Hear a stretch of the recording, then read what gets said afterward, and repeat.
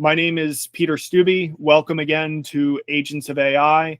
This episode features who we're calling Mr. Rusty the Robot. So until we non-anonymize him, you will hear me refer to him as that going forward.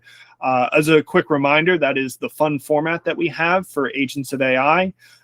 For those of you that are tuning in to Agents of AI for the first time, this is Capto's podcast and all around great experience to learn from AI thought leaders, from finance leaders, from clients, friends, allies, all the above of Capto's ecosystem and network.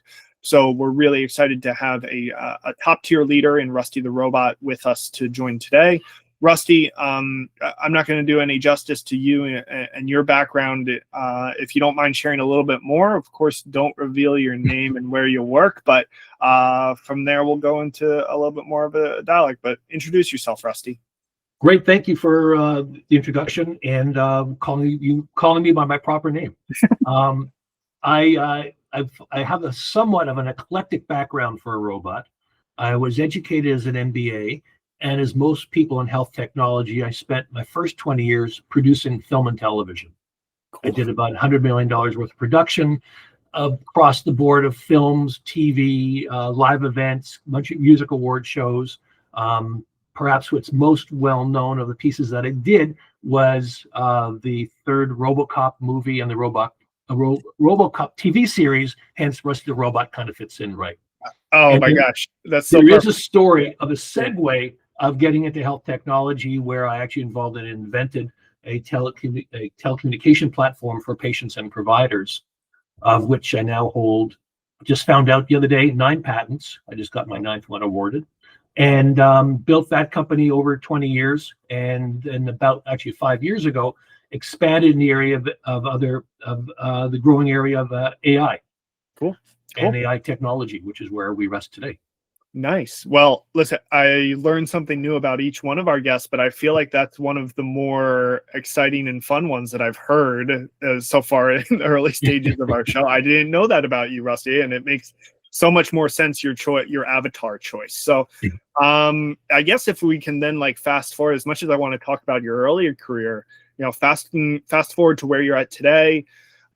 Working in the field of healthcare tech, specifically in and around AI, what do you like most about your career and role as it is today? What are the things what are the challenges that you're enjoying, and what's getting you up every single morning, I should say? Yeah. Well, it's a great question in terms of, as you said, from my background, I've always been fascinated by a variety of things. I think the best thing to describe is you wake up every day and you go, I know it's not like yesterday. I'm not too sure what's going to happen today. Yeah. It's certainly been, 20 years ago, I thought things were moving quickly. Obviously now we're considerably faster.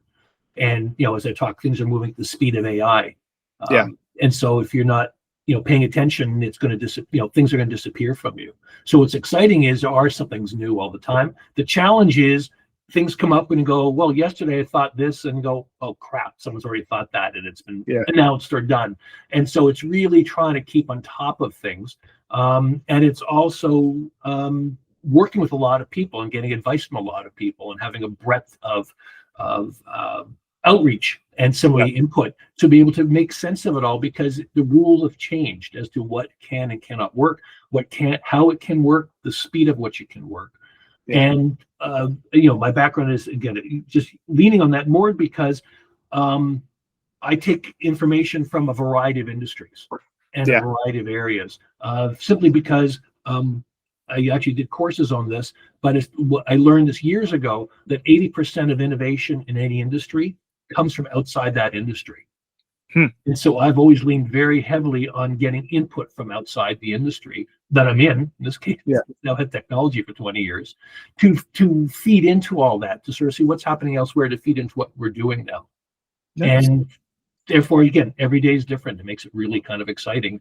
Similarly, it becomes challenging as well, because I know if I've had an idea, there's at least 10 other people at that moment who've had the exact same idea. Nice. Well, I don't want to give you the answer to the next question, but I feel like you already kind of said it, or from my perspective, it would be a perfectly suitable one. let me just ask it and then repeat what you kind of said as a potential answer. But if you have something else that you can expand upon with, what do you feel like is something that's most underappreciated about people like yourself in your role? I just learned something that I would underappreciate about a peer that I was working with, somebody that was in your position, that you take context and you take innovations from outside your core business and your core innovation strategy, and being able to melt and mold that into what you're doing at your day to day. I mean, gosh, that's something that I wouldn't even think to give credit for somebody in your position. Is that a good, I mean, did I just steal your answer, or is there something else that maybe you'd like to highlight about people that are working in your role of bringing AI to organizations? Like what are we not giving them credit for? You did answer it. Yeah. So I'm just going to lean into your good answer was essentially say it is that underappreciation, because you just never know where the next idea is going to come from, but less the idea, but more the perspective. Yeah. Because perspective is so important and context is so important. And so many people, in solutions, and there's a lot of reasons why you rush into something without sitting back for a second and taking that breath and going, well, maybe there is a perspective from over there, or there's a perspective from over here to look at. Because it's amazing how that feeds into unique solutions. Yeah. And quite honestly, where I've been the most successful has been when I've sort of sat back and taken in this disparate perspective from wherever, either mine or others, and went, oh, here's an interesting way of putting this and that together. So maybe you can't put a square peg into a round hole. This is how you do it. Cool. All right. Well, let's do a little bit of a pivot more directly into like the AI, headline of what this podcast is all about. You had mentioned, or I caught on to you revealing that you had started working with AI about 5 years or so ago. So I'm asking you to dig a little bit deep into the archives here, and I'm not going to hold you to the fire if it's not the exact first use case that you remember, but talk to me a little bit about like what those early days looked like. And if you could use an example of like putting AI into practice 5 years ago, like what that looked like, what were some of the processes that you were working with? What were some of the solutions that you were delivering? Well, it's an interesting question, because then it goes down to, what do you consider to be AI? Because AI is a brand term, ostensibly, because before that, as you know, it's machine learning, and before that, MT2M. So it's where you draw the line as to AI. So quite honestly, if you really want to talk about early days when we didn't use the moniker of AI, but something different, I would go back almost 15 years ago, when we're dealing with patient engagement. Okay. And how do you engage people is not giving them pat responses, but give them responses tied to their particular needs. Yeah. So we were involved in creating solutions that hardwired these kinds of pieces. So a person said how they're feeling. Let's say a 5-point scale, a modified Likert scale, and they responded, how do you feel today? It is 1, you get this answer. If it's 2, it's that answer. It's 3, that answer. And create this decision tree that built out from there. Yeah. So those days were hardwired, but still dealt with those kinds of issues. Yeah. Cool.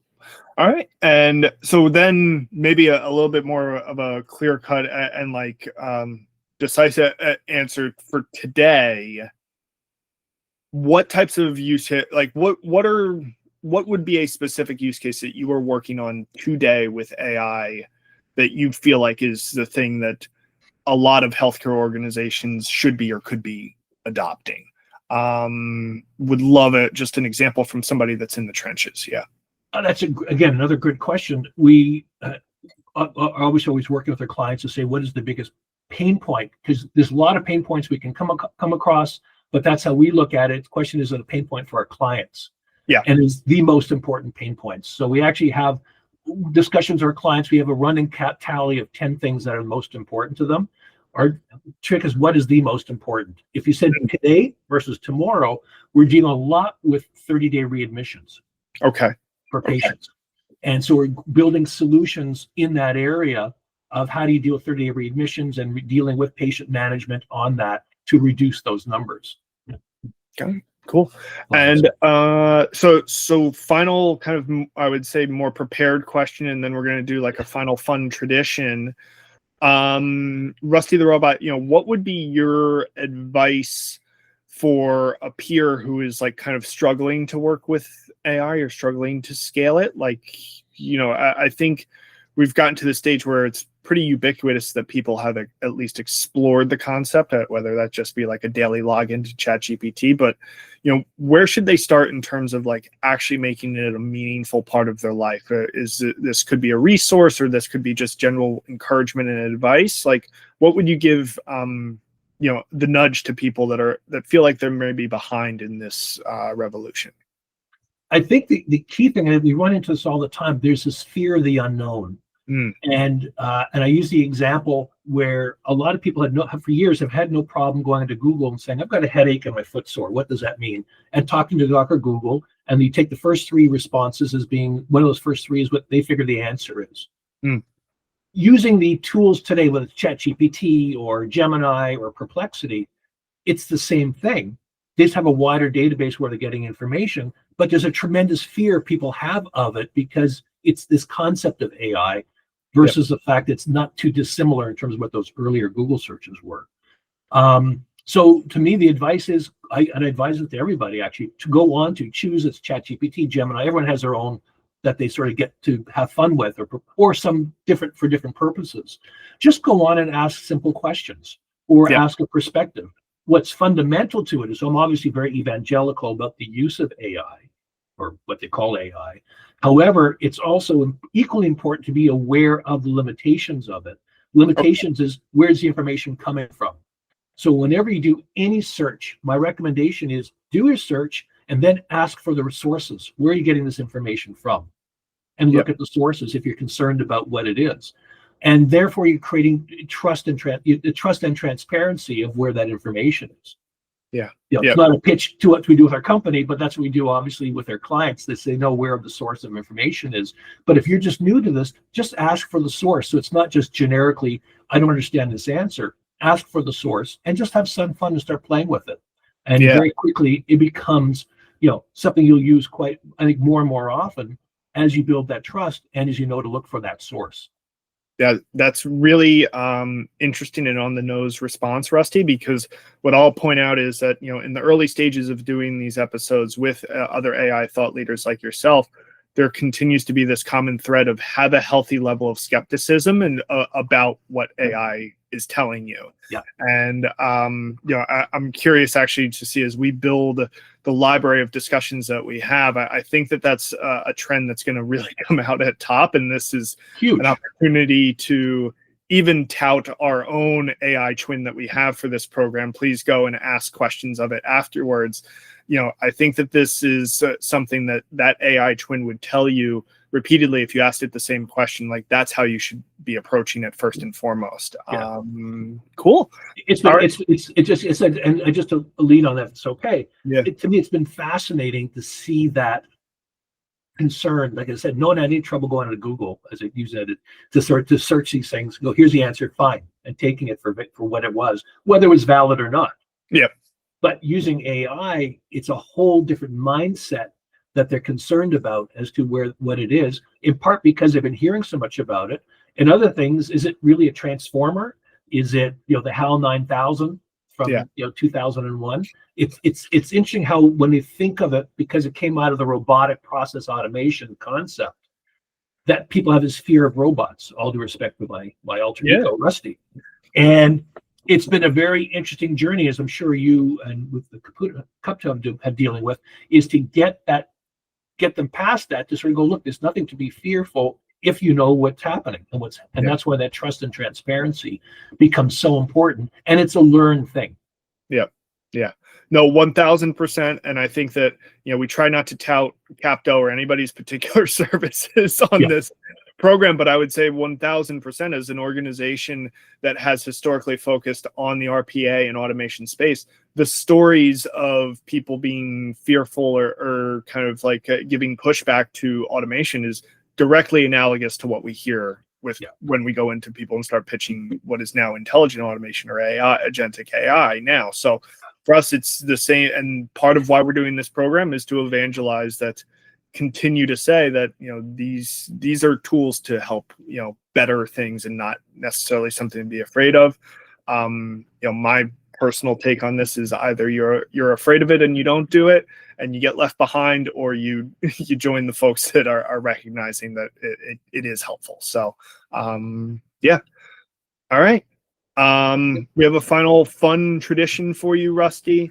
The program's name is Agents of AI.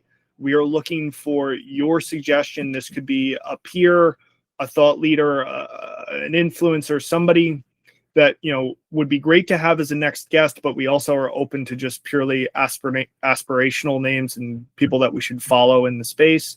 Would love to hear a suggestion from you. Yeah. It's interesting. It's an interesting question because it's one of those things where I'm involved in following a lot of people and and the other hand, when you ask a question that should be very obvious to answer, go, oh my gosh, it's just like a blur. But to be honest, to me, it's like early days. There's a fellow named Jos Bell. Okay. Who's out of Amsterdam, Netherlands, who's one of the Gemini people, who was early days in intelligent automation or RPA or machine learning, depends how far back you want to go, that have been developing really interesting systems in Europe, and were very instrumental during the COVID, during COVID in Europe in terms of building systems in that area. Cool. And has great insight just because of a historical context being 5 years. He goes back 10. Yeah. So he's ancient in that regard. Yet I think he's younger than I am. Well, sounds good. We'll have to keep him in mind and maybe reach out to him. I'm sure that our networks overlap with that connection to the RPA and automation space. But okay.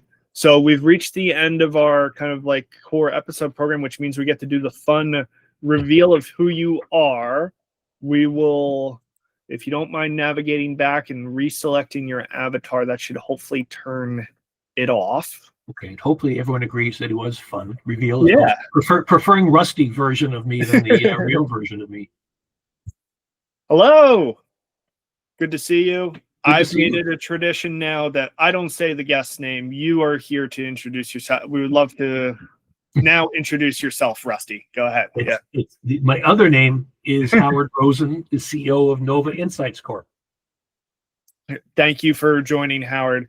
Howard, personally, I've been a big follower and fan of yours. I know that you are an active person on LinkedIn, but you also contribute to a number of other communities and IT leadership, and just in general are a rampant creator and somebody that I aspire to try and keep up with. Like when I wake up in the morning, I'm constantly seeing Howard's face on my feed, and that's what I'm hoping that I can somehow happen to other people. But Howard, please take a few moments to talk a little bit about who you are and what projects that you might be working on, reasons that people might connect with you. We want to make sure that we, as much as we enjoy the anonymized state, we also want to give credit to you as a real person and give you the opportunity to share more about how people could get in touch or why they would get in touch with you too. Yeah. That's really nice, Peter. Thanks. And as we alluded to, obviously, in the non-described discussion, what I've been trying to do and with my team is really, in terms of the AI agents and intelligent automation, is working predominantly in the healthcare space. And what we're trying to do is dealing with the administrative burdens, clinical burdens, and clinical burnout. So we don't deal with the front-facing side. We really go behind the scenes and deal with behind the scenes and really make administrative sides more efficient and more effective. But to do so, as we talked about, you need the trust and transparency. And you also need the experience of having scaled at full production. So while there's a lot of people out there, obviously a number of people doing it who have done a lot of pilots, there's not as many who've actually gone to scale. So we start, as I mentioned, we started in Europe, and I brought it to North America. And we deal with tens of thousands of cases a year in healthcare, whether it's readmissions, whether it's oncology, whether it's cardiology, whatever the area. But fundamental is that human side. Again, my whole career has been the human side of things. As I mentioned, in terms of film and TV production, it's a human insight, and we really bring that into play, and very much believe in the human robotic collaboration. Because that's the only way it can actually work. Effectively. And to do so, you also have to build that trust and transparency. And so we spend an extraordinary amount of time on that piece. So once implemented, you don't have the pushback that you normally do. Yeah. Well, as a fellow builder and enthusiast for the AI agent space, I do think that that's something that we together can stand out and still being human and deliver and making sure that we're delivering the human portion of it. I know, again, we try not to tout Capto entirely on this call, but that's one thing that the entirety of the company's existence has been centered around that human element, and it sounds like there's a lot of similar pathways here, and that's why we're both finding success, and it's why we both need to be talking and we need to be evangelizing and doing programs like this. So thank you for joining.